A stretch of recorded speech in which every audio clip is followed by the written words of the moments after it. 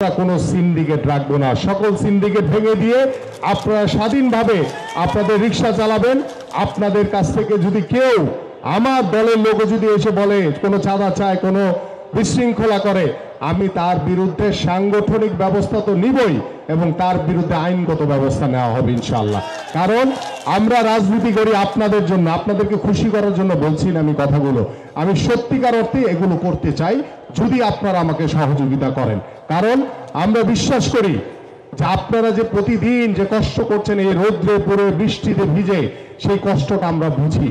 কারণ আমরা আপনাদের জন্য রাজনীতি করি, আপনাদের জন্যই আজকে এখানে উপস্থিত হয়েছি।